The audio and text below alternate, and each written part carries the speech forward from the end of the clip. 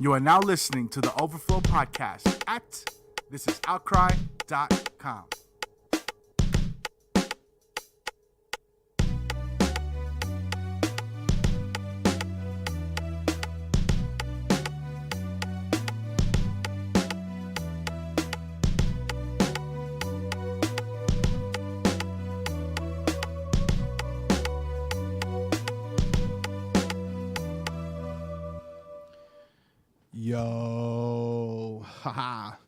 Yo, this is Joaquin. This is Jae. And we have a special guest, Sam Ock. Hello, everyone. Sam Ock. He is one of our friends moved from Maryland here in Atlanta. Good fruit artist. Good fruit. So before we kind of, get into it with Sam, because we are going to have, I don't mean to get into it, we're going to fight, because Sam's Korean. He probably knows Taekwondo, and he'll whoop my butt. I don't think he needs to know Taekwondo to whoop your butt. That's true. Before we get into our conversation, I think it's going to be a lot of fun. We want to just play one of Sam's songs.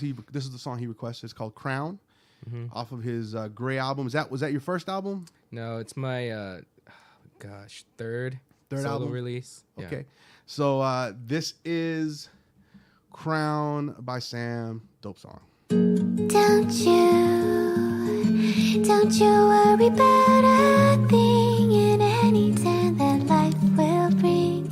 'Cause you're on the road of gold, and your character will mold into a crown.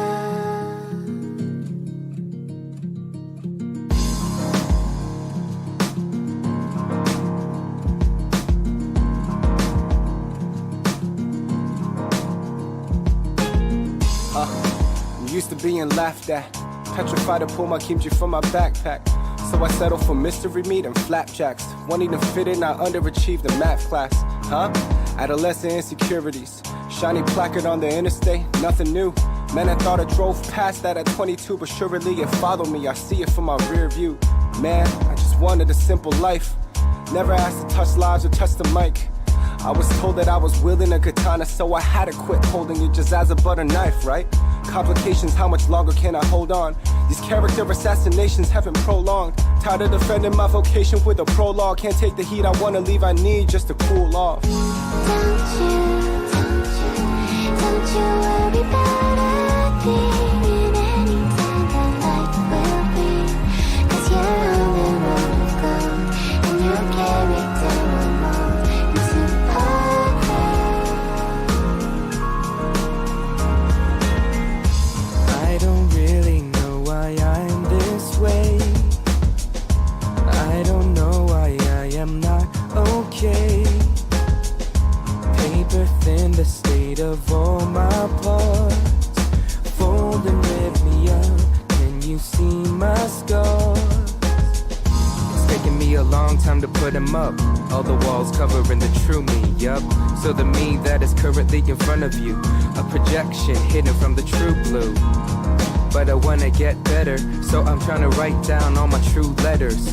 Vulnerable to even more pain, but I'm trying to have faith that to die is gain. So Don't you worry about a thing in any time that life will bring. 'Cause you're on the road of gold, and your character will mold into a crown.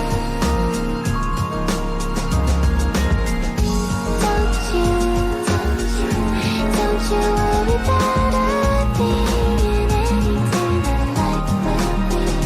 'Cause you're on the road of gold, and your character will mold into a crown. 'cause I wanna get stronger, and I'm trying to get better, and I wanna go further. I wanna be free from the fetters. So this is my plea, that I'm trying to find a way to new me. Dying to my own self, maybe that's good for my health. So Don't you worry about a thing in any turn that life will bring. 'Cause you're on the road of gold, and your character will mold into a crown. Don't you worry, don't you worry about a thing in anything that life will bring. 'Cause you're on the road of gold, and your character will mold into a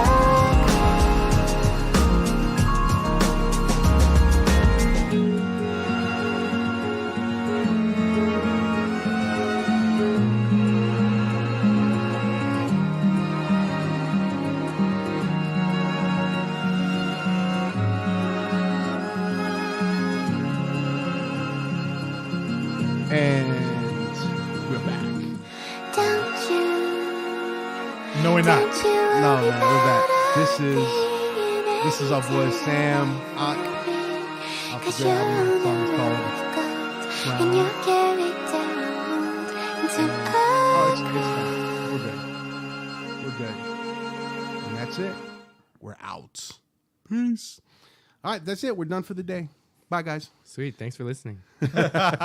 So, Jay, why don't you go ahead and introduce or give Sam a maybe little bit more in-depth introduction. Or do you just want that Sam to do it? Sam, How about Sam? Sam? Why don't you Give introduce Sam I can introduce him. a 'Cause better I introduction. I know everything. No, I'm just kidding. Go ahead, Sam. Sam, why don't you tell us about yourself a little bit before we get started? Hello, everyone. My name is Sam Ock. I am a singer-songwriter. I guess I would call myself that. From Maryland. I'm 26, turning 27 this year. And I am 27. I'm currently a solo performing artist, just with the name Sam Ock. And then I'm also in a rap group called AMP, and we make hip-hop music. So you're a singer, songwriter, rapper, Sometimes rapper, but mostly singer. Yeah. and you're a producer. And Yes. you produce. That's my first passion is making music, for sure. Oh, Yeah, okay. I've been there. I've seen the process. Like I've been. He has. I've been there when he's making music, and it's impressive. And it's impressive only because the house was full of people eating, yapping, like being loud, and like you wouldn't. He's in his own world. He was just like Yeah. locked away. I tend to do that. Like just locked away. Like we try to offer him food, and he's just like, no, not even. Like he didn't notice anything else that was going on. Oh, nice. Until he turned around and was like, all right, you ready to record? I was like, dude, where have you been? It's like, huh? It's like, come over and eat. Take a break and eat. Yeah, that's it was dope. It was I haven't. I've heard the results of that. Yeah, you have. Thank you. Very good Thank stuff. you. Very good stuff. Lovely stuff. Now, so you guys, so you're part of the rap group AMP. You do your solo stuff. Yes. Do you guys, you guys tour a lot. You guys are pretty busy. We try to keep ourselves busy. Yeah. And No, you guys are busy. All right. So check this out. The thing about Sam and the rest of them, like James and Chung, that make up AMP and Good Fruit and whatever, they are very humble. No. Yes. like Sounds like I'm they, about to show you I'm right, not humble. Right? Look, like he's like even when I'm saying that they're humble, he's like, no, we're not. Right? Because like I mean, I consider you guys friends, and with Chung seeing that he's the only one that's not here, like a lot of it is phone calls and texts. Dude, it's like you can't compliment these guys. It's like you can't compliment these guys. Like it's an insult to compliment them. Yeah. Well, I mean, Okay, I'll just say thank you. Thank you. there you go. There you go. There you go. I mean, well, we don't take compliments very well either, so it doesn't. We get that. I hate compliments. We get that. Yeah, but to clarify, we were busy last year with a lot Dude, of you guys are shows. always traveling. But this year it's kind of slowed down a little bit. Oh, what? Yeah. Instead of 100 shows, you got 90? No, we have like 5. Something like that. Yeah. Like when I text James, because I tend not to bother you a lot because you're newly married, Thank you. right? You're newly married. Appreciate it. And I know the importance of like at least the Being left first alone. 2 to 3 years. Yeah. Right? Growing in a marriage, the two becoming one. Yeah, I can understand that. Right? It's Yeah. more important in the first 2 years. Right? Because like when I got married, 6 years ago, like I was like, I cut short a lot of things and a lot of people. Not Joaquin, right? Because he's family. He would always just come by. Like, dude, like seriously, like he has a key to my house and he just walks in. or sometimes he'll call me from my house. Like, so, Yeah. but like, so, where are you? Like, I respect that. So I tend to leave you alone. And James is single, so it's whatever. But whenever I text him, it's always like, yo, are you here? He's like, are you here? How long you here for? Then he'll say, oh, well, I'm not. I'm in Maryland, and from Maryland, we're going to Japan or whatever. And I'm like, all right, I'll be back like the 28th. And then on the 29th, they're like, all right, did you come back? Yeah, but we leave tomorrow again. Yeah, there was some of that last year for sure. Yeah, I mean, you guys. So you guys went everywhere, right? You guys went to Japan. Did you guys go to Japan? I think we went.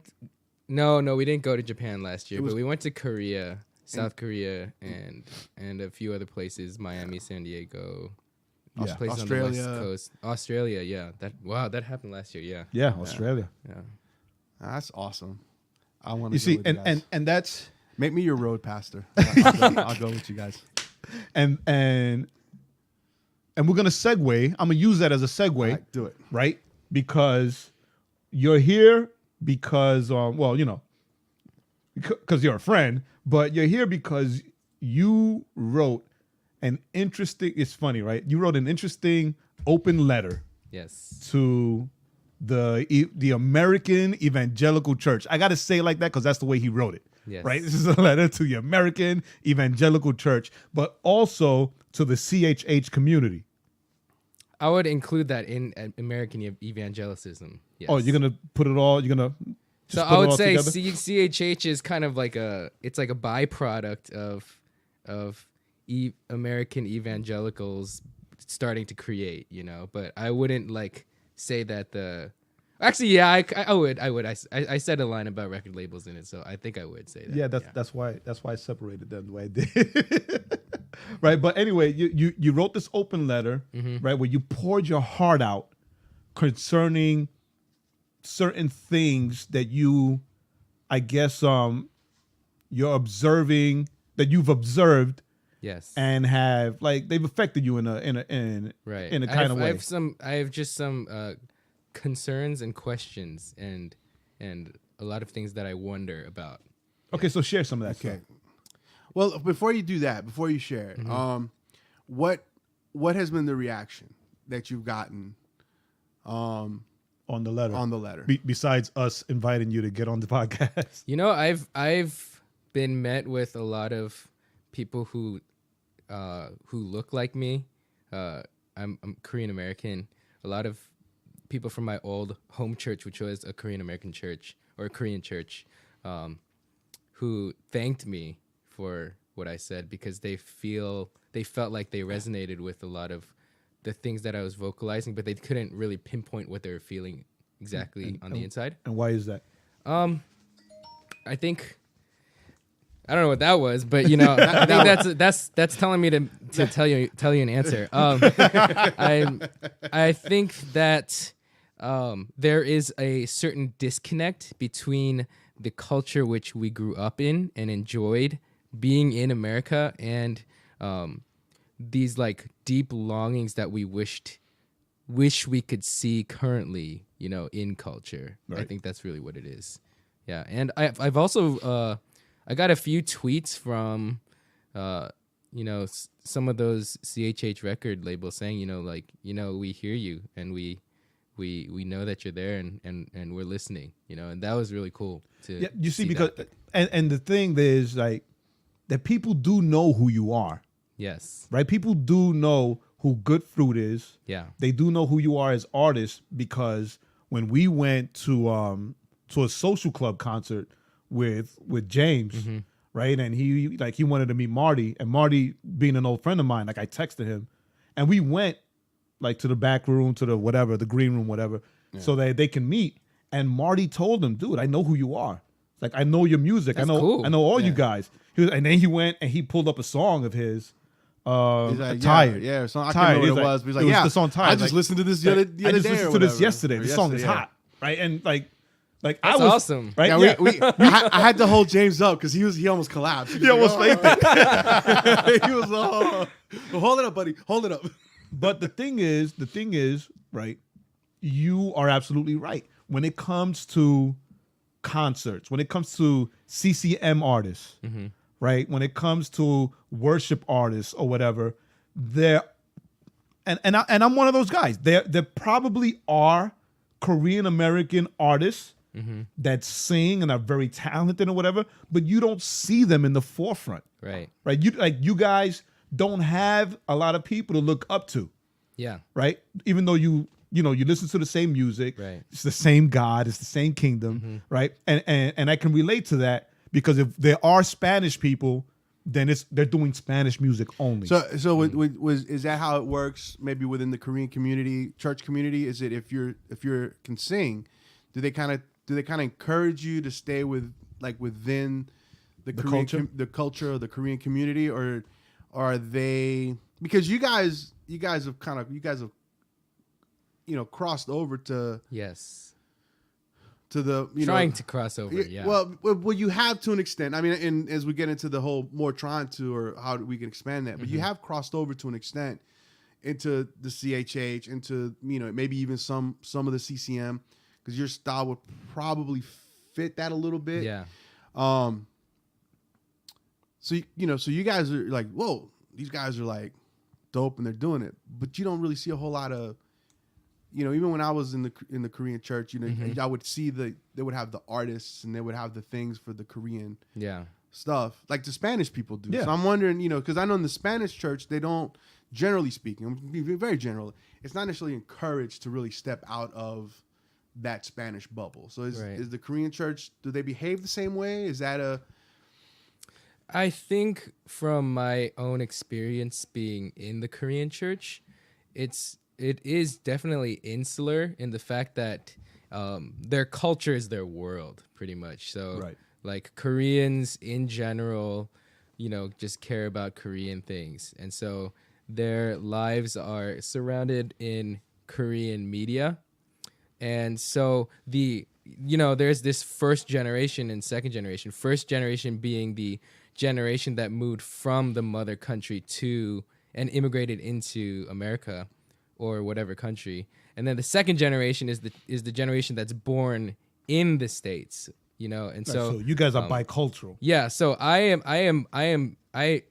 have two cultures. I'm both an American and a Korean, and I identify with both.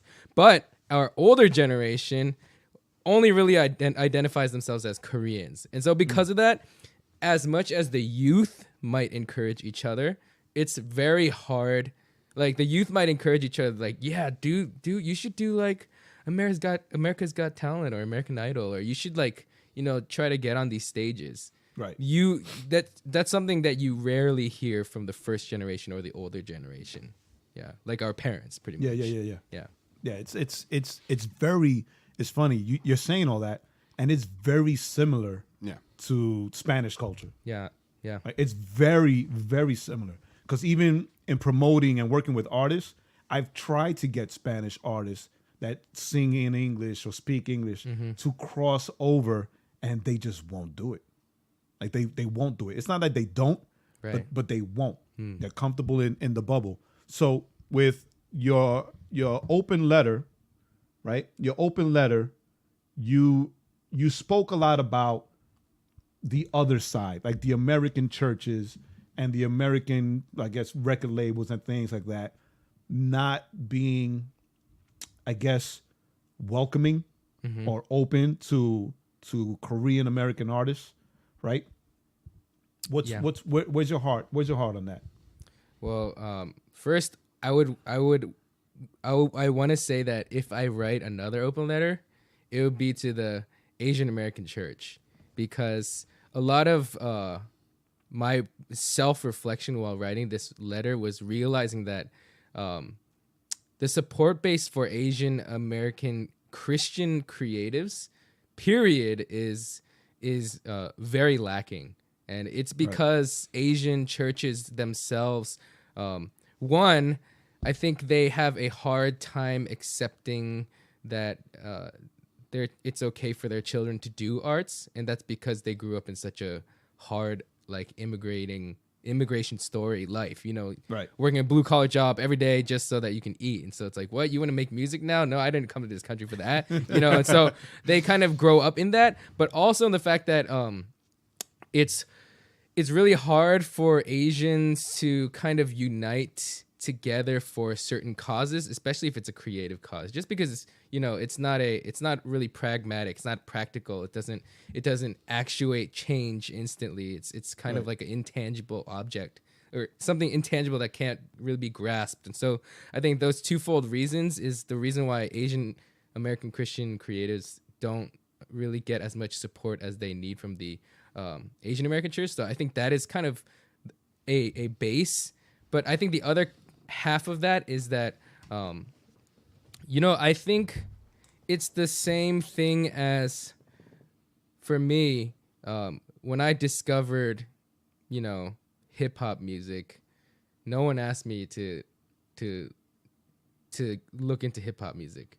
I fell in love with that stuff. Like I tried to find everything I could about hip hop. When my parents weren't there, I would try to watch BET or something, right? 106 in Park. And then I saw Jin on 106 in Park. I was like, oh shoot, an Asian person can do this, And so, I don't think you were the only one that. No, thought that I was not. Jin was I on really was 106 not. And it's crazy because literally all of the Asian American Christian rappers that are out today, they all say the same thing.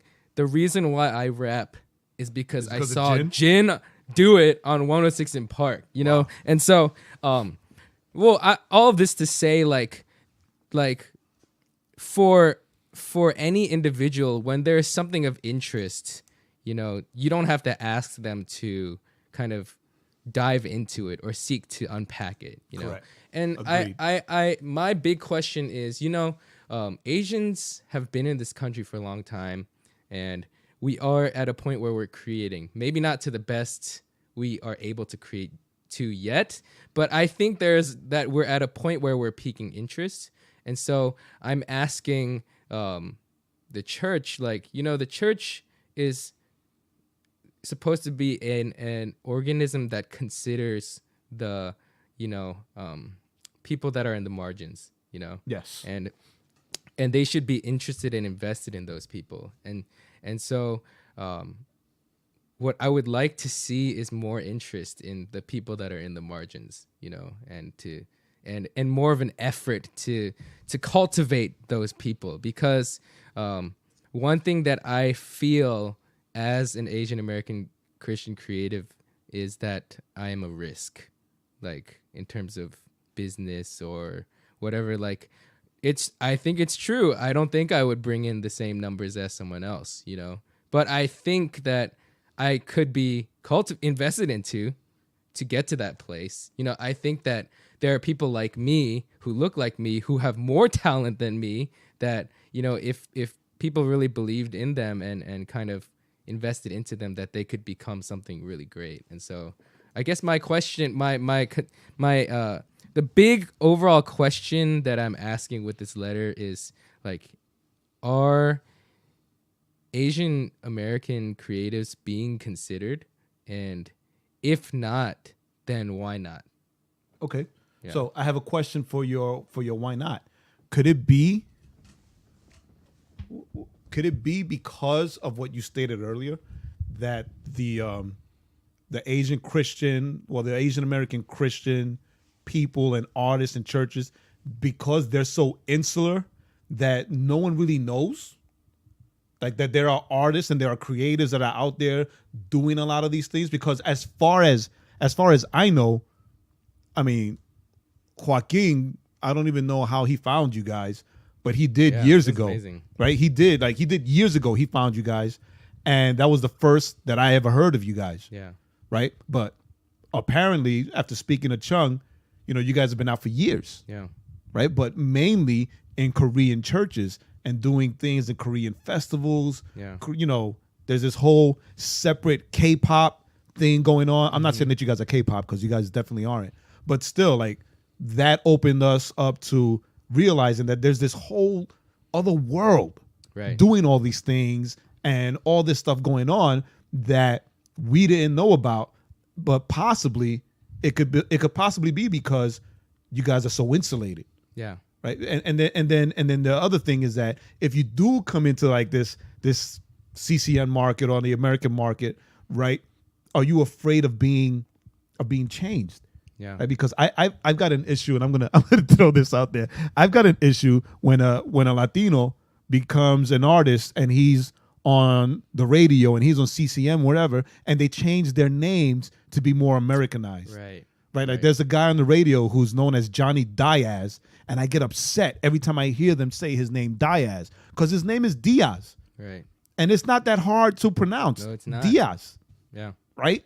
But then you have the Jackie Velasquez's, Yeah. right? You can say Velasquez, remember but that. but you can't say Diaz, and Yeah. even Jackie, that's not a real name, but Yeah. like we're connected to her, so I'm not going to talk too much about her. But these are two things that when I read your letter, like they popped out, they jumped out at me. Like it's so insulated Yes. that you guys, I believe that Asian American creatives, as you stated, would have to work twice as hard, Yeah. right, to make your presence known. Yeah. So I mean, I guess my response to your question is yes. Yes. The Asian American church is insulated. And I guess the purpose of my letter is I would actually really love it, like with the bottom of my heart, if someone on a major platform said that. I would love it if it's someone from a major evangelical platform said, we want to love our Asian American brothers and sisters, and we want to work with you and unite with you, but we don't know any of you because you guys are so insulated. Right. We don't even hear that. Like I don't hear that, because if I hear that, then I'm like, wow, you care enough about me to like call me out. Yeah, it's a weird thing though, because I'll call them out. Like if I were to, but I'm not.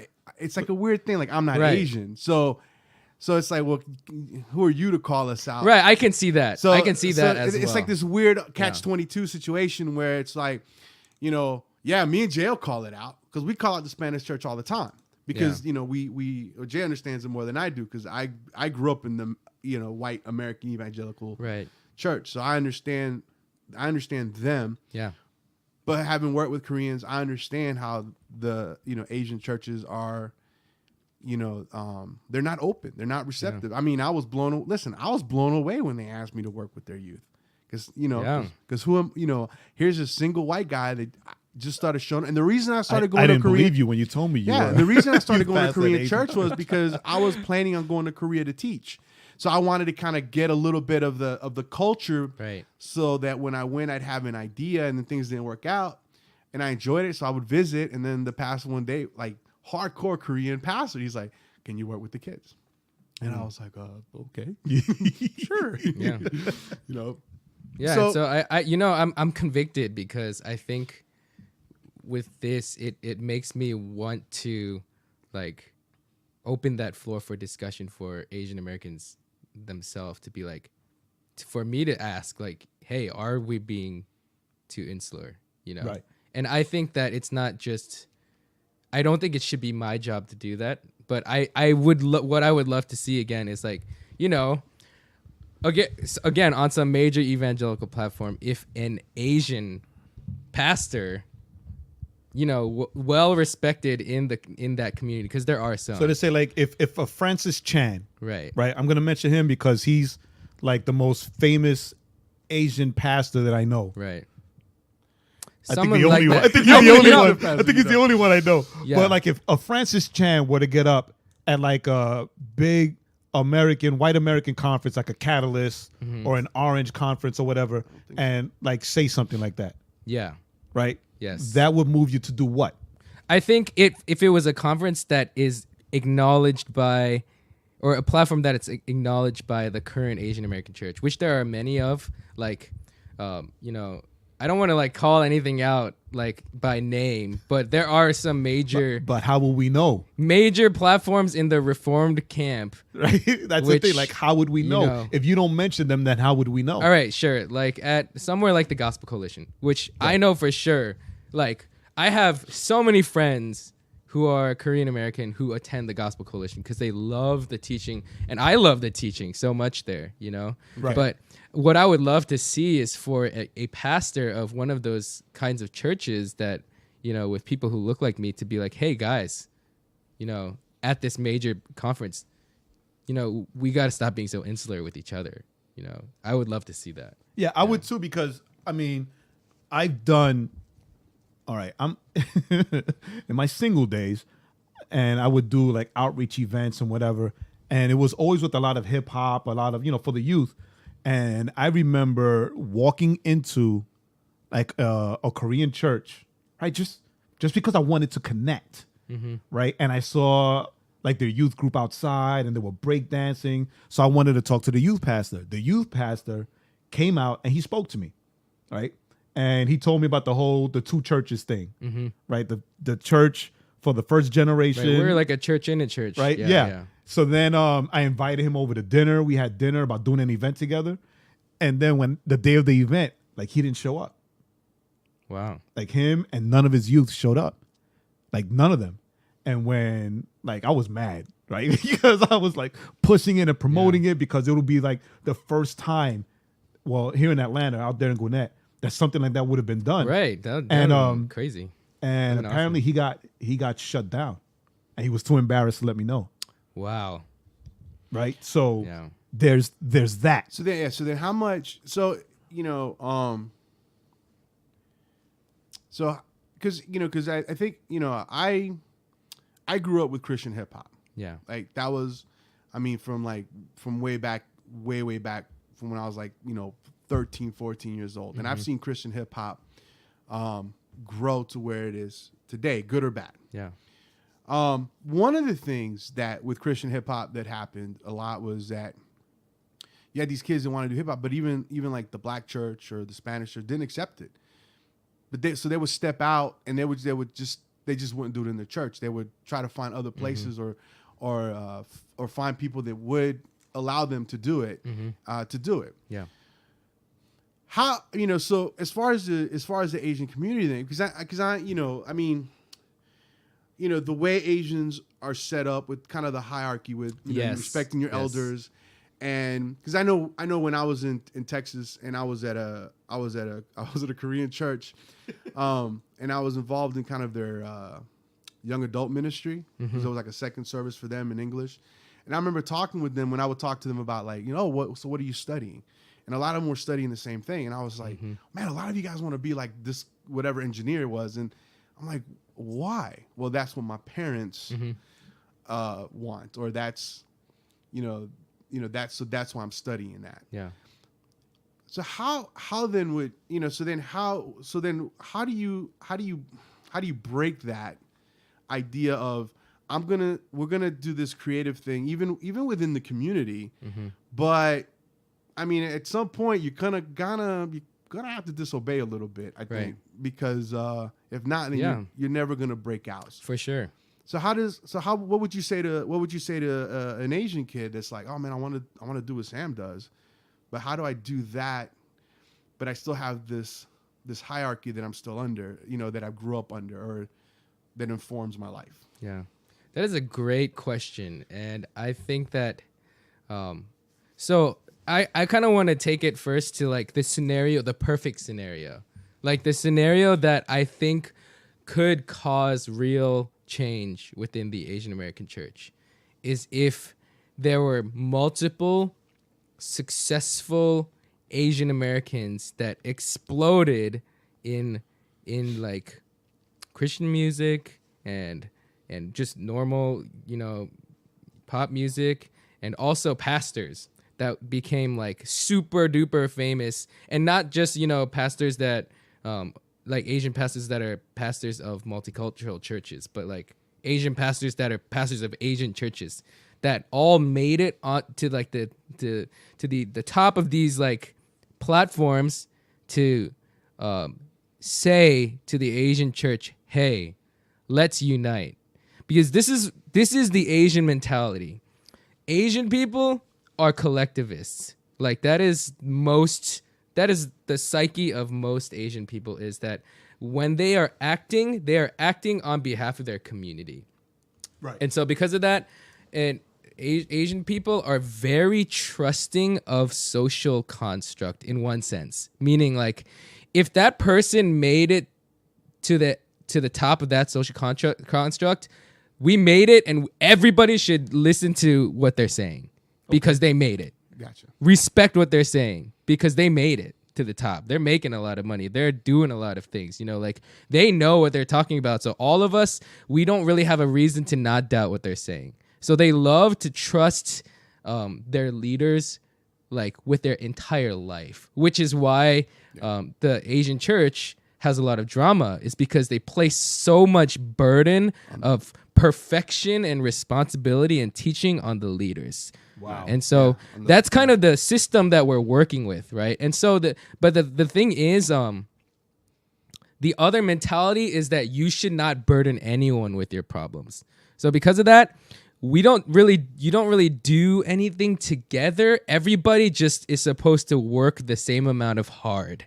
And then at that point, someone is going to just eventually make it to the top, and then we embrace them as our leader. Like that's kind of like how the mentality works. And so it's kind of hard because of that, because basically what ends up happening is like the Asian American community will see someone that they really think is talented, or see someone that they think has a lot of potential, and they'll say to themselves, and this is what I say to myself sometimes too, I'm guilty of this too, is like, wow, I hope they make it, and they watch.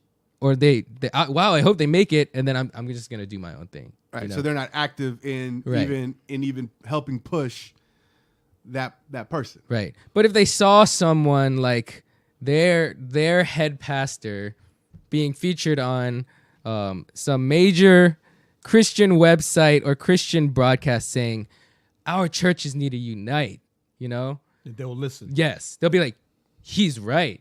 We do need to unite. But for him to get to that place, you see how it's really hard for him to get to that place because of that fact alone. So he's got to fight. So he's fighting culture to try to get to that place. He's fighting culture, because then if he starts getting too famous, quote unquote famous, then the church is gonna be like, hey, you're abandoning us in a way, because you're no longer focused on us, which is part of my observation is how they, the pastors, like so much weight is put on the pastor. But so it's like he's got to step forward, but he's got to have a church that's going to allow him to kind of move that direction. Yeah. So you got this, so you have this weird almost tug. And that's just from the Korean church. So we haven't even touched like the American church. The American, as far as like the white church or the black church. Mm-hmm. So you're already swimming against you're the swimming. current. Yeah, you're swimming upstream, like up a waterfall. Right. You need that bear to kind of scoop you up and flip so you over. then you're here, right? Yes. You're in Atlanta, right? You're by yourself. Well, you're with your wife, but you're by yourself, right? Because your parents are in Maryland, right? You do not attend an Asian church, Yes. right? So you are out of the installation bubble. Yes, and Sort of. and yeah. Sort of, because, there's still family Of things, course. right? But you're out of that installation bubble, and you're doing creative things. You're doing art. You're doing music. You're doing hip hop. You're Yes. producing, right? So how are you able to get yourself out of that? Okay, wait, this is a two-part. And the second part of this question is, what are you then doing to pursue all those things? Yeah. So, my answer to the first question is that people kind of, I would say that a lot of people would see me as an anomaly. And it's because they don't it's not because they think that what I'm doing is bad, but they simply don't understand why I would want to do that. Right. Like, I understand why you're at a not Korean American church, but why would you want to do that? You have to explain yourself every week. Seriously. Like, you have to, explain what your culture is like and all of that stuff. Like when you're in an Asian church, you don't have to explain anything. Everybody knows your parents immigrated. Everybody knows your parents worked hard. You all like have the same. Everyone backstory. knows you have a cultural gap between you and your elders. All that stuff. You don't have to explain any of that. And so they're like, and then you also have to like learn how to embrace other cultures. Like not everybody loves the same food as you're gonna love. Not everybody isn't even gonna know what that food is. Right. And that so that already makes me kind of an anomaly in a way, because I'm putting myself out there. And then how are you embraced at the church you go to? I praise God every day for my church, because I really feel as though I have been considered and really like embraced into the family, and I praise God for that, and I feel like I have a voice and I have something to contribute, and it's not because I'm like good as much as it is because like I'm someone where they can increase their joy by getting to know me by, and Which is that's how it like the should be. best kind of thing. I'm like, oh my gosh, this is crazy. Like this is actually happening to me, Right, so you're a brother in Christ, Right. Who's Korean. You're not a Korean, Right, exactly. First. You're a exactly. brother in Christ first. Okay. Yeah. Yeah. And so I guess the second thing that I'm, that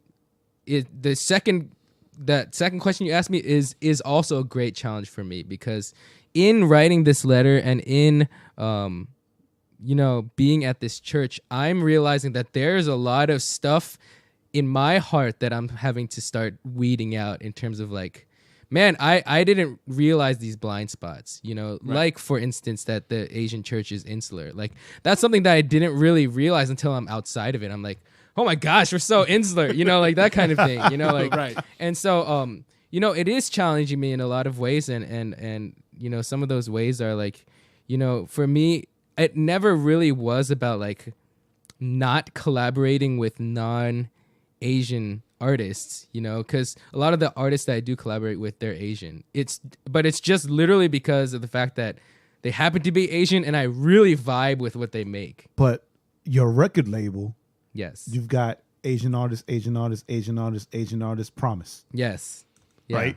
And it's because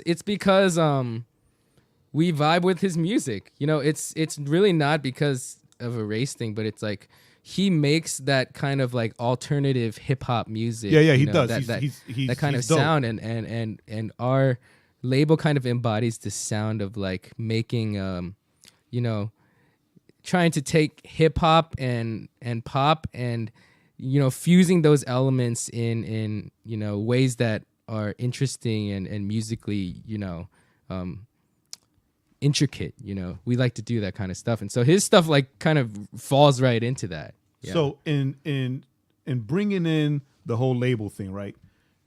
You do have a portion here where you directed to the record labels, okay? And when Joaquin and I read that, right, and we say, record labels is someone who looks like me worth cultivating and investing in.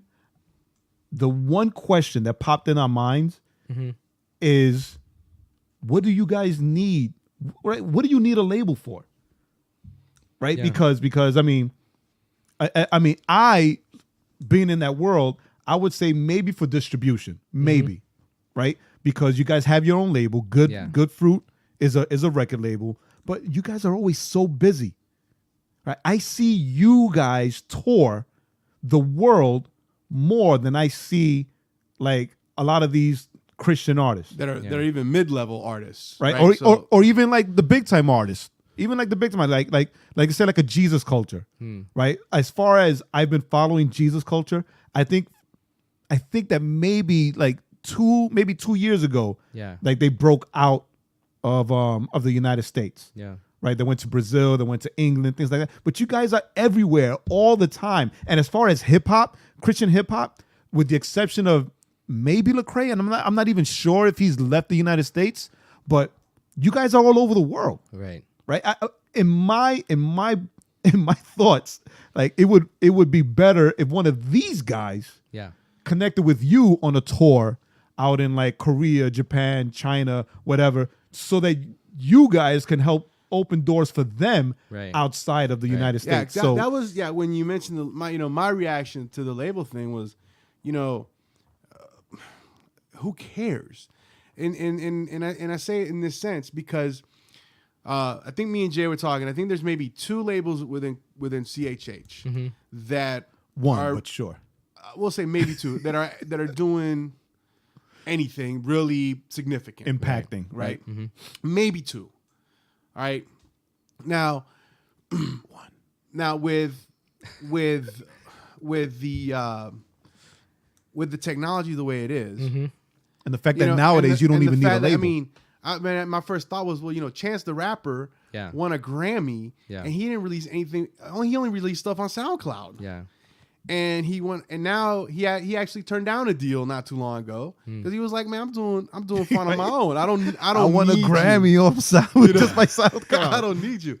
So how does so why in my thinking is you guys are, like Jay said, you guys are doing a lot. Yeah. Do you feel that if a Christian hip hop label approached you, do you feel that might or be just a Christian label? or a Christian label? Do you feel that might? Do you feel that maybe there would be some validation in that? Absolutely. Is that where that like? Yes. So you think that so our art would be validated by, even though you guys are putting out some really great stuff. You guys are touring. You guys your stuff is all over the internet. Yes. So why do you need that validation? Or So why do you? I think it's the same thing as if you guys, if you guys were to make music, Jay, if you were to make music in English about being a Puerto Rican American, growing up in the city, and your music explodes in Puerto Rico, but nobody knows about it here. Do you understand what I'm saying? Yeah. I'm trust me, praise God. Like, I'm grateful that I'm really so grateful and thankful that I've been able to travel the world and perform my music and go to these places, and be able to make a certain amount to sustain the ability to create more of this music. But it's the idea of identity, I think, and especially creative identity, because when I think of myself as a creative person, when I think of the identity that I've owned, I am Korean, but I'm not only Korean. I'm American, and the music that inspired me, the music that I grew up with, the music that cultivated me as an individual, and not only the music, but the preaching that cultivated me as a Christian. All of this stuff was, in this country, this great salad bowl of a country, and Right. and so for me, if I saw a Christian label approach me, that would be very validating. Just on the fact that, wow, my music is American. Wow. My music is, and that means I'm American, in one sense, Yeah. So that's what I'm saying is it's not that Jesus is all I need. I'm even okay with not being an artist, really. Like if God wanted me to, do something else, I would totally do it. But it's really because I see him opening the doors and I'm like, God, is this what you want me to do? So I'm going to try it, and see what happens. And because you place me in this sphere, you've helped me meet all these people, form all these relationships. The next thing I'm wondering is all right, we have the ear of the Asian American Christian Evangelical Church to a certain point. Yes. But is that all that we're supposed to be okay with, especially as Americans? And that's the question I'm asking. It's I feel like I'm an American, and so you are an American. yeah, I would love to be, validated by those whom I would regard as authorities in those spheres, But like music. And you have been able to not do music, but I guess perform alongside, I feel like a stalker, alongside Jamie Grace, right? So how was that as far as, you being Korean American, and her being like a signed artist, pop artist, Christian pop artist, right? Doing what she's doing, and you guys being able to share a platform. Yeah. She's awesome, by the way. Yeah, and, she is. She's a fan of what we do, you know, and she really loves what we do and she vibes with it. And to her, it doesn't really make sense either. Like for her, it's I don't want to speak on her behalf, but I would like to think that, you know, for her it's like, yeah, I mean, I don't know why, you know, a label wouldn't sign you guys, you know. But I think that I don't know. What I'm asking is, how do labels see us? Because I don't even know. Well, you know? Do they see you? Now, Yeah. have you guys? So, in that sense, if you know, have you sent your things to labels? Have you sent your music to labels? We've definitely reached out, and we have. Okay. Yeah. But to non hip hop labels. Yes, we have, and we actually we met with a label. Actually, they're a fairly established adult contemporary Christian label, and this is pretty much what they're saying. I'm paraphrasing, but what they said is, "We love you guys. You guys are awesome. We love your music. If you need anything, please let us know. But we have no idea how to help you." That's what they said. Wow, that's the second time I hear that this week. They said they're like, "We don't know your market. We don't know your demographic. We don't know how to market you. We don't know anything about Asian Americans. And so we would love to help, but we just have no idea how." So they didn't even see you as Americans or hear your music for what it is, right? Because your music doesn't speak into culture. I think they heard us for what I think they heard the music for what it was. Well, yeah, but I think it's that part that I put in the letter, which is like, are we a business risk? You know, Right. like, well, I mean, to be fair, most labels, you know, if they sign a black artist, they're immediately thinking, how can we urban? You know, if they Right. find a Spanish artist, You see, but that's the thing, right? Because, and I'm gonna bring her back, and if she listens to the podcast and she calls me, it's all out of love, Jamie. But right, Jamie Grace isn't signed as like a black gospel artist, right? She's on Right. Goatee, yeah, but right? that's a boutique label, and they're a little yeah, different. But you think Jamie Grace, you think CCM, you don't think gospel. Well, You hear Mandisa, that's CCM, that's not gospel. or urban, yeah, Right? black It's gospel. not. Yeah, it's not black gospel. It's not urban. It's straight CCM. Yeah, I would argue though that you're talking about a boutique label. So Goatee, from the jump, they were taking risks with artists anyway from the jump. So I think that's a harder. They're a harder label to say. Well, they had Out of Eden and they were pop. Well, Goatee from the jump, like they signed rappers. Yeah, but They were the first. They were the that, first. They were the first Christian label that really had a lot of rappers. Now, if you go to a Capital, was it Capital? What's the one NF is signed to? Capital. Is it Capital? Mm-hmm. If you go to them, you know, and you look at their roster of artists, yeah, all those artists are kind of hitting a kind of a specific space within the genre. yeah. You know, so now Okay, when you bring up Capital, but Capital just signed Social Club. You got two Latinos there, right, who are being seen for their music, because they reach everybody. But where are they being? But where are they? But they're not.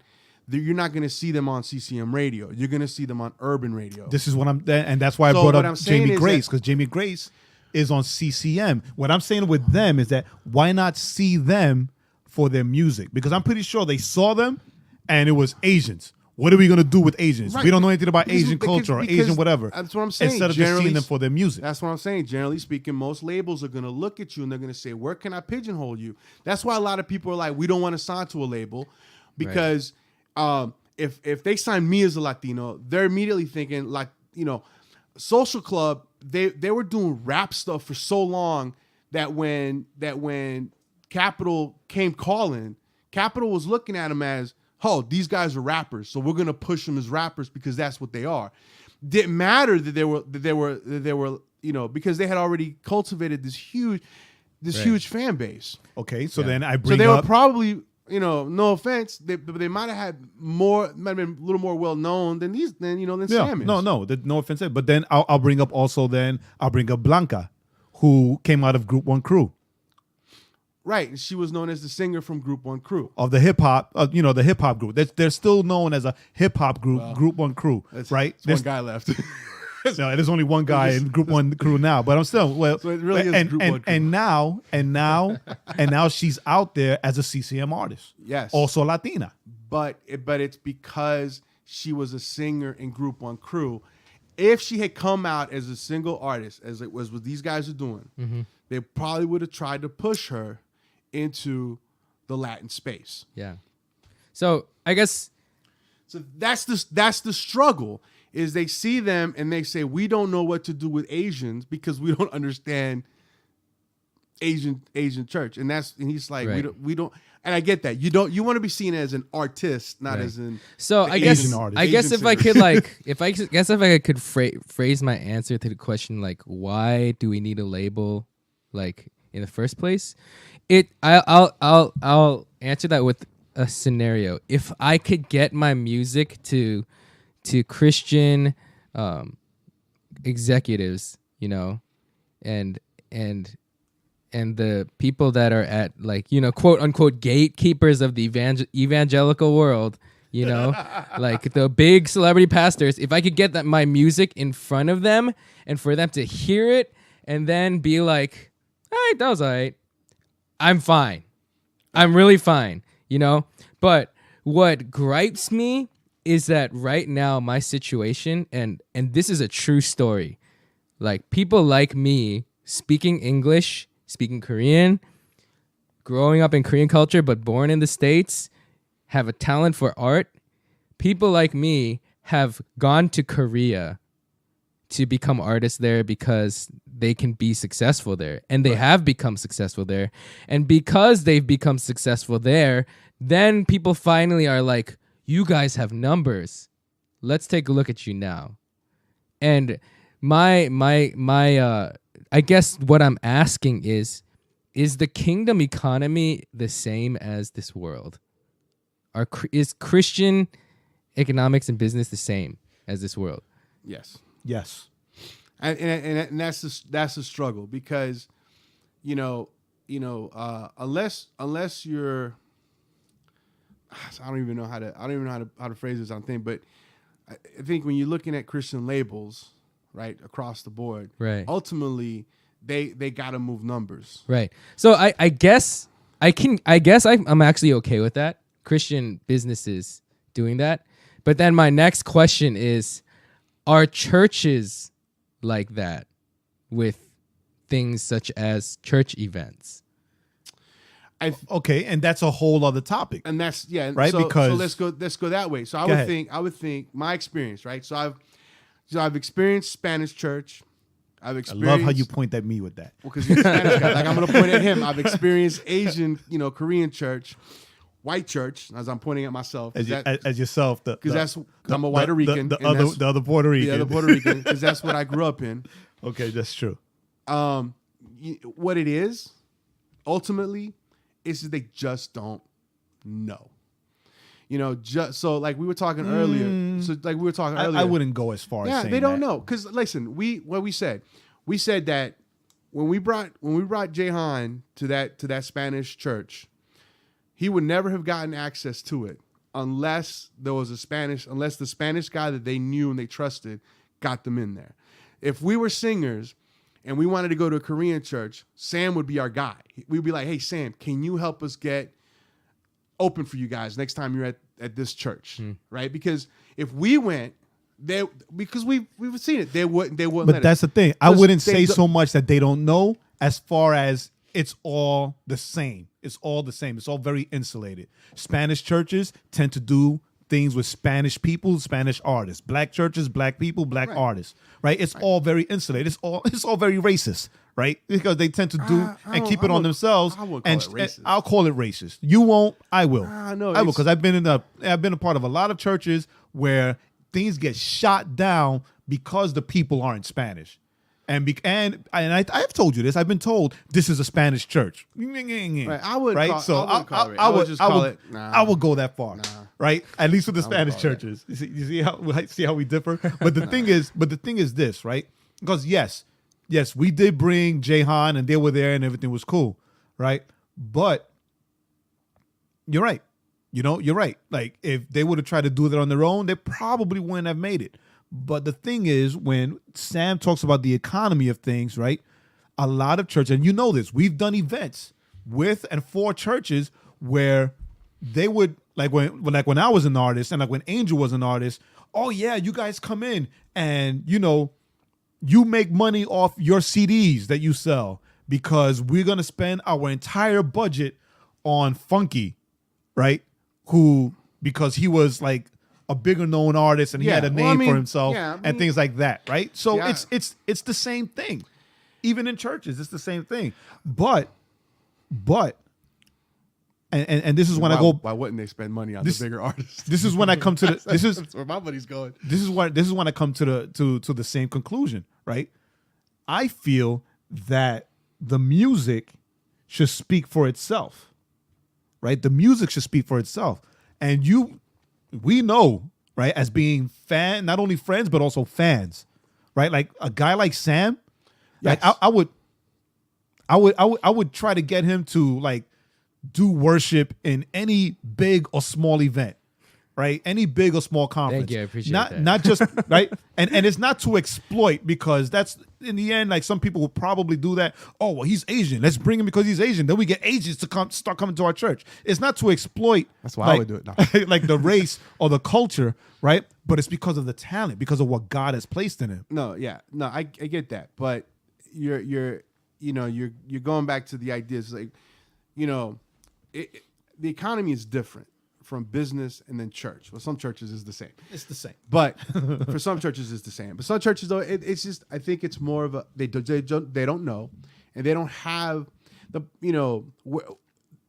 it's hard to find it's hard in all the different type of churches. It's hard to find the persons that are going to be willing to say we want you to come because there's a lot of church cultural situations, whether it's Spanish, white, black, Asian, whatever. There's a lot of, so I don't know that there's an easy answer there. Maybe I don't think I'm looking for an easy answer. by no, the no, way, I know that, but maybe the idea. So then maybe we should just flip it on its head. So then maybe the idea should be not, why can't I get into that church, but Or conference. But how can I draw some of those people out to me? Like what, Right.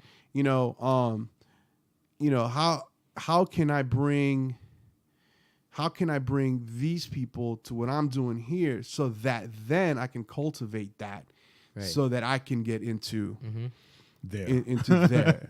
Yeah. Because me and Jay have this. Eventually, we're going to be doing this thing called Legacy Nights, where we'll have artists and come perform and all kinds of things. For me, it's like you guys perform, and then whoever comes and maybe it's from another church, they'll see it, they'll like it, and then it's like, okay, how can we cultivate that to get them? Yeah. So that's how it could be good because that's that's how sure. that's how it's got to start. Yeah. So then that's the question. So maybe should be the question. Is like, listen, I understand you're not letting me in because you don't know me. And maybe you don't know what to do with me, right? Like the label said.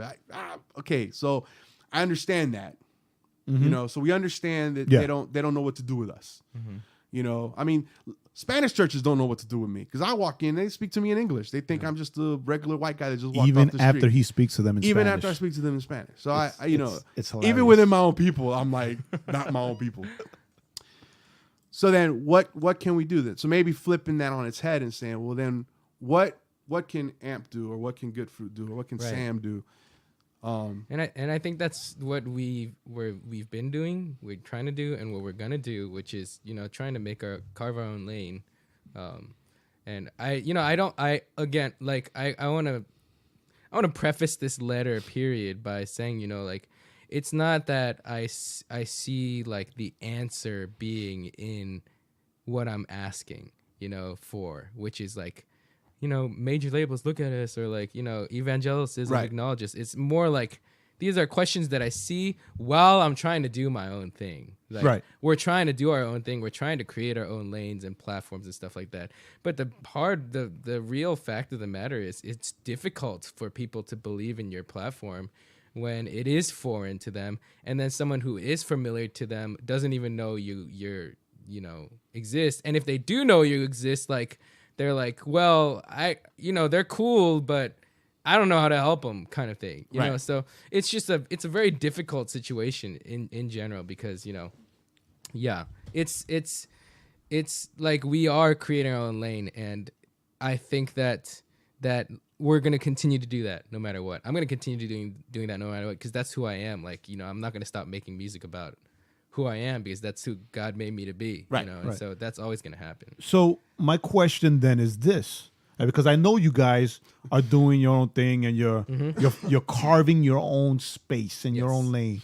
But from my point of view, you're still doing it amongst Asian audiences, right? Yeah. So it's almost like, well, we want this, and it will validate and make me feel a certain kind of way. But you're still like intentionally doing things contrary to. Well, I wouldn't say it's intentionally. I would say it's in spite of, like, because these other things are not happening. Even, like, trust me, like, when we started AMP, like, we reached out to every church. It wasn't just Asian churches. It was like every church, like, hey, we're trying to do this rap thing. Like, can you guys want to, have us out for your youth kids Friday night for free? And we have done it, and so it's not that we're trying to intentionally bottleneck ourselves in the Asian American demographic.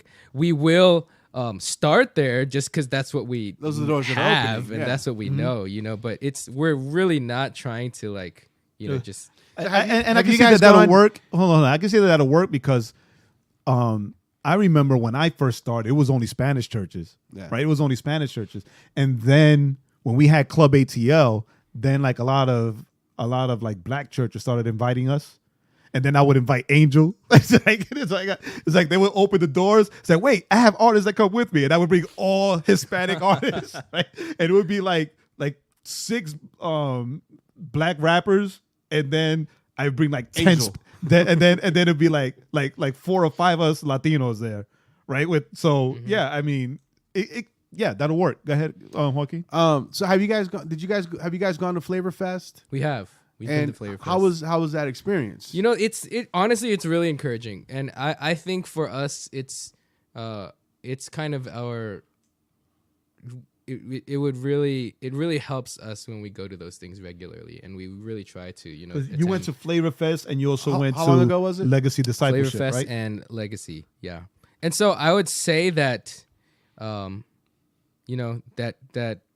the sphere is changing, slowly, but it is changing because there is a new generation, and this generation was raised up on the internet, which is the world, versus versus super localized people who had no other communication other than newspapers and TV, radio and stuff like that. So, encyclopedias. And it's really encouraging because when we meet people our age or a little bit older, or people who are just more involved in kind of like global society type creative things, they really connect, and we really connect with them. And I think it's really wanting to like expand that to not only those kinds of people, but okay, so that's dope. Yeah. So I don't know, like we have no timer. Normally we have a timer. So I don't see. No, I mean it's a special guest. So. All right, that's true. So my question then is this, right? Because you guys do have a platform, right? And you do have a fan base. Yeah. Right. And like you said earlier, you do inspire other Asians and other Korean Americans to do, right, what you guys do. Yeah. Because it's something that they've always wanted to do or whatever it is, right? You know, you're a source of inspiration regardless, right? So what would you say to the kid coming up, right, who sees you as like a source of inspiration and say, wow, you know, Sam Ock, it's like he grew up just like me and he's following his passion, right? Yeah. And he's serving God through his passion and he's not like a dentist somewhere. Yeah. Right. So what would you say to that kid? I would say make sure that it's a calling and not from yourself only, but from your friends, your family, and the people who love you in your life spiritually, you know, your pastor and your community, because you can lie to yourself, but but your community will not, you know. And I think that goes to show the heart of someone anyways, you know. If your heart's not in the community, then you know, that art that you might be wanting to create, I don't think it's coming from a good place anyways, you know. And so that's the first thing I would tell them is, you know, make sure that it's a calling and a passion, and then and do it and be okay with doing it regardless if anybody hears or not.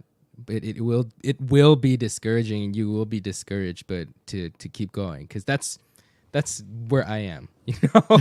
Like, you know, there are days I get very, very discouraged, but you know, that all I have to do really is go to another show where I meet a fan and they tell me, you know, God has really encouraged me through your songs, and I want to ask you to keep making music, you know, like that's all I really need to hear to really keep doing it, you know.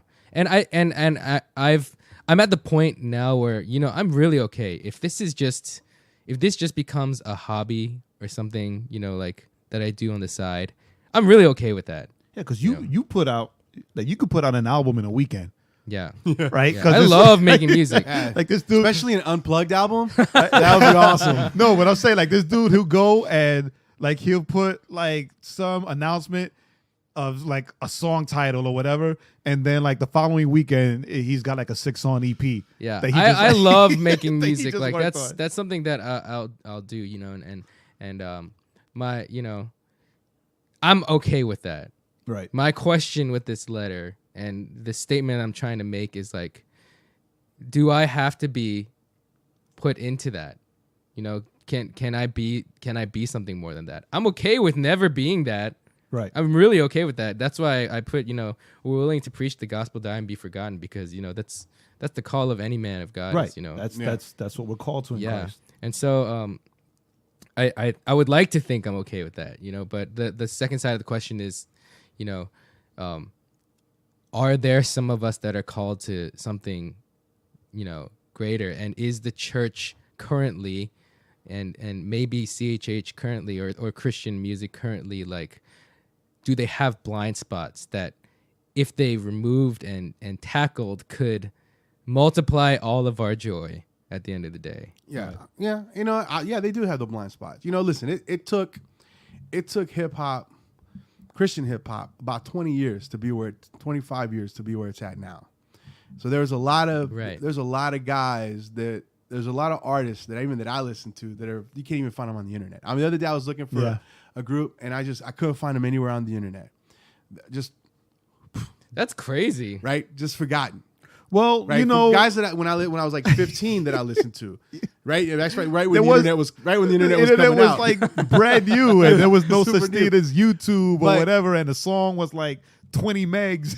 Yeah, but you know, so there's a lot of guys. There's It was dial up. There's a lot. Yeah, get off the phone. There's a lot of artists that. So, you know, as you're talking, I thought of Jin, because we had discussed earlier about how a lot of kids saw Jin on 106 in Park, or a lot of Asian kids saw Jin on 106 in Park, and they were like, "Yo, I could do this. I could do that because he's doing it." Yeah. Yet we forget that Jin had been doing it for years Yes. before he got. You know, and then we saw the cycle with Jin though, right? Because he got the validation, but he crashed and burned. Yeah. Right? He it was like, oh, validation, Rough Riders, yeah, and then it was like, yo, where'd that dude go? Yeah. Right? And so now he's you know, he's just kind of in his lane doing his thing, and so He's not super huge, you know. But he's got his fan base. Well, Right. praise God for redemption Yeah. and restoration. Yeah, praise God. Right. So- but even with that, he still has kids. I'm sorry, Sam. Kids like Sam and other people. I'm just It's showing. okay. I accept that. I'm just showing. I'm just showing my age right now. I accept that. It's like I'm showing my age right accept now. the Like I just, wisdom. So when you say dial-up, you showed your age. no, but I'm saying, right? He's got a group of people, right, who still see him as like, I guess like the Godfather, Right. right? Who like So here's helped what- inspire and start all So this. here's one. So Jin kind of did that for Asian Americans in kind of the secular realm. Maybe that calling is that you guys are kind of setting the as a way of thinking about it. You guys are kind of setting that path, like you were saying. A lot of these younger kids that are growing up that are a lot more global minded, you know, so that in 10 years you're going to see some other, you know, Jimmy Lee Yeah. get signed to a contract as a worship guy or as a, you know, rap, whatever Whatever it is. and so he's gonna say, yeah, man, the guys that inspired me Yeah. was Sam Ock. And you know, if that happens, you know, if I fade out, if Am fades out, you know, I'm okay with that. Well, you won't fade out now because the internet is forever. Yes, that is true. Even if you try to bury something, it'll still you come can't. out somehow. But so you know, so I was thinking as a way of looking at things on those days you get discouraged, is that, you know, trailblazers don't always make it. You know, Moses didn't get to go to the promised land. Right. He right. just saw That's it. deep, bro. Right. But man, he went through all the hard work so that And he saw it? and he led him there. he led him there, right? He saw it, he died. and Oh, then man, you're then they convicting crossed me. over that. so you know, so I think at the end of the, and maybe at kind of in a kind of at the end of the day kind of thought process. Yeah. It's pursue those things because there's nothing wrong in pursuing those things. But in those moments you get discouraged, remember that, you know what, trailblazers don't always make it to the end, but their legacy is long. And then also, right, because God has called you to that, Yes. right? You know, to use and to piggyback off the Moses example, because God has called you to that doesn't mean that he called you to there. Right? So you guys can just be called to be the pioneers, to be the trailblazers, to be the ones to kick open the door and lead others in. Right? That could be a real thing. Little Jimmy Lee is listening to you. Little guys right Jimmy now. Lee. But all right, so Thank you. I'm encouraged and convicted. off topic. What's next for Sam Ock? One thing is that our company Good Fruit, which is the record label that is me, an artist called Jahan, our group Amp, Promise, and Knack right now. NAK, he's a Filipino American rapper.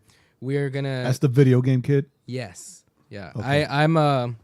I'm producing his debut music, but we're changing our release model a little bit. So instead of releasing our albums in complete editions, we're releasing them part by part and then a complete edition later.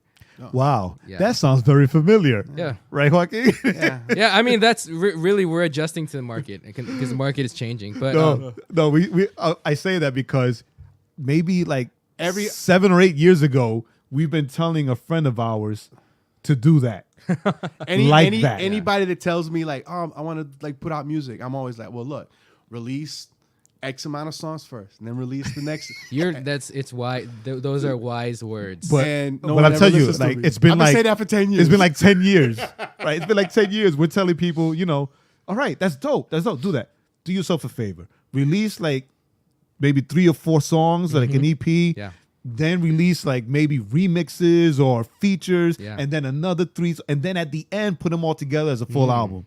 right? Man, you guys are speaking some real With wisdom. with the remixes or with the featured artists. If Do it little like Jimmy that. Lee's listening, listen to what they're saying right now. Yeah, I've been saying that for 10 years. I'm ahead of my time. I don't even know I'm ahead of my time. We're glad that at least you're doing it because Yeah. people that we've told to, they haven't done it. Yeah, and they also have not put out any albums or any EPs. Like, they Therein haven't lies done anything. another issue. Yeah. Yeah, so that's a whole other thing. So Knack is first. You're gonna put out an EP with Knack. So there's a bunch of music coming out from Good Fruit this year. Nice. Including myself. I've been working a lot on new music for myself and also for James. I'm really excited for James' stuff. Didn't you just put out like an EP? I Like put maybe an like EP out yesterday? last year. Yeah, last summer I put an EP out, and then I also put I've been mulling it over for a really long time, but I put out a full length winter music album, like jazz music. It's like Christmas music, and Advent music, that kind of stuff. And that's kind of something I wanted to put out, and the cards just kind of fell in place there. Right, So but come on, Yeah. you did that, right? Because I've got you guys on Spotify and listen to you rotate you guys a lot. You did that. You did the EP when you got married, right? How long you been married? oh man, it's almost 7 months. Yeah. Yeah. So again, you put out music like every 2 to 3 months. But didn't you recently put something out? No, I did not, but I will be. So would it be another EP? So it'll be it's gonna be, well, there's a remake of one song that I did earlier, like a more acoustic version, and then also I'm gonna be putting out around 8 songs Okay. in 2 parts. Yeah, Nice. later this year. And Jahan has something new Yep. coming out also, I'm really excited for that. right? He has oh, I'm working on new music, Jay. Yeah. So, right, and then you guys just put out Future Gen, Yes, right? I am. Which as AMP, right? Yes. The 3 of you together, which I think from when it came out, I think I listened to that album like daily. Dang, For thank like, you. Wow. Seriously, for like 2 weeks almost at Wow. work when I'm working, like I think daily. Wow. So is that Chung's daughter in there? Yes, it is. All those samples were from her. Yeah. Oh, nice.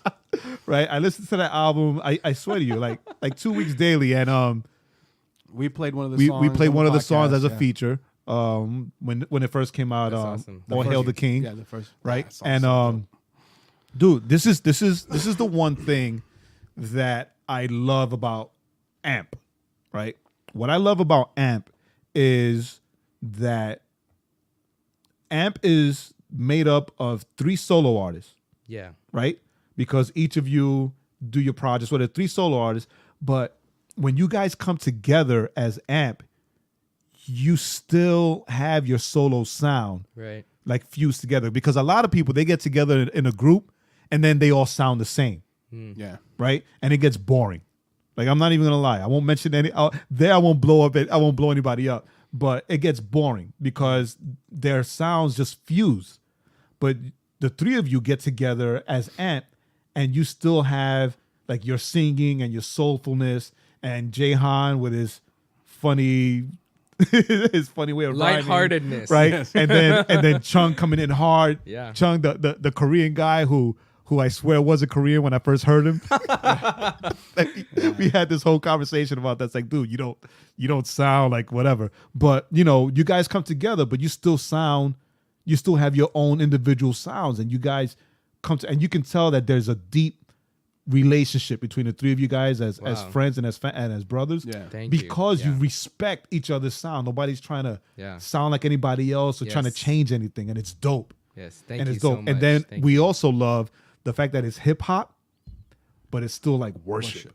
Thank you. Which is Praise God. really interesting. As I'm thinking about the kind of the different albums, like your solo albums are totally different from the AMP albums. Yes. Yeah, completely different. Which is great because like you got the solo stuff and you got a mix of, just different kind of maybe some worship stuff and maybe just some kind of maybe life type songs. Right. Right. But then it's like when the powers combine and become amp. Yeah. It's like okay, here's like that worship hip hop that we all like want and we've been looking for. And Yes. and it's great because here's why I like that, because I can listen to you guys individually and get all kinds of different stuff. Mm-hmm. You know, and then when I can listen to amp and it's like food for the soul as Yeah, far it's as real- because it's- it's because it's worship. It's real worship. You know, and I love that about you guys. That you guys have your individuality by yourselves. Yeah. But when you guys come together, like Jay said, you bring that, but the focus seems to change a little more vertically when you guys are amp. And that's Yes. I think that's amazing because a lot of groups, however they sound as a group, that's the same stuff they do as solo artists. Right. You know, so you're not really getting anything new or different or fresh or anything. It's all the same. So man, Thank you. that's what I love about you guys. Thank you guys. Yeah, and Thanks so much. and I'm sorry Yeah, so if Good Fruit, if the members of Good Fruit listen to this and if Nat gets sensitive about me calling him the video game guy, right? But I just remember when he did a feature. I don't remember which song it was. Yeah, it was a we made a song about video games. That it was about video games, and I was like, "Who is this guy?" It's like, "Oh," and then I see killing it like, on the he's killing it like- on he's mic. like all this video games. So it's cool. I'm looking forward to all of that. So yeah, so we're super excited. Sam, Yeah, we gotta let him go. we got to wrap up Let now. him go home So, because yeah, his wife will be mad at us. Yeah. She hasn't even met us yet. And she's probably like a brown belt in Taekwondo. Sam said he was almost a No, black I belt. actually don't know if she did any of that. Don't Yeah. find out. So we're gonna send you home so you don't have to find out. Listen, Sam, we're so glad you came and No, that, thank you so much you for joined having us. me. Thanks for Yeah. stopping by. Love the man. conversation. Yes. Actually, it got me thinking about some things, so I'll be sharing with Jay later on. Yeah, Because you got me thinking about a lot of things. Because I think the takeaway from this for me is that what can we do? What Right. can we do Yes. collectively to try to maybe open up some doors? Yeah. You know, for you guys, and even just kind of in general, to like you saying that bringing that idea of the churches coming together. Yeah. You know, as like I think even in your letter you said, like, you know, if we're all going to be in heaven all mixed up together, why is it so hard for us to Yeah, get it, what to get it what's done here? what's the So- deal? How can we? so maybe we what can we can, do to uh, work on kingdom and being here? catalysts to that kind of thing. So super excited, man. Super glad that you came. Just know anytime you want to come hang out at the Bachelor Pad, because that's, you know, where I live, you're more than welcome. Thank you. I Come. appreciate it. I got pops, I got records, I got all kinds of records we could listen to, video games. Yeah, you know. man, you got a great collection there. It's You see that, right? yeah. So yeah, Oh. man, can't say enough, man. Love you, guy. Wait till he gets Love you, bro. married and all this stuff has to be like boxed up somewhere. That is not happening. it's gonna be a Pinterest house up in here, man. Pinterest house. But Pinterest or eBay. I don't find you guys funny at all. So yeah, Sam, thanks for being here with Yeah, us. Thank you guys so thanks much. for joining us. And so, hey, listeners, those of you that are listening, thank you for joining us. Thank you for being here with us. Sam, Sorry that we went a little long. Hey, that's okay. Sam, give us social media stuff where someone could hit you up if they wanted to. Yeah, you can follow my record label at Good Fruit Co. on any social media outlet, just Good Fruit Co. or goodfruitco.com. And you can follow me at Samuel Ock on Twitter and Facebook, and you can just search Sam Ock on, well, did I just say Facebook? On Twitter and Instagram, you can follow me at Samuel Ock. Yeah. All righty. So, as I like to say, with that being said, everyone have a great week, have a great weekend, and we will talk to you guys Thanks for listening. next week.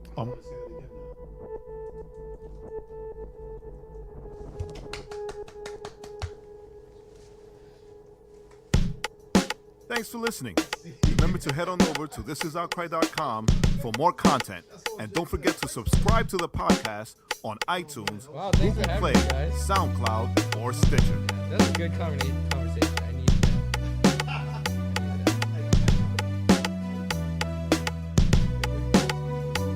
because I don't, you know, I right now still at my church, like we're not like I'm just starting to get really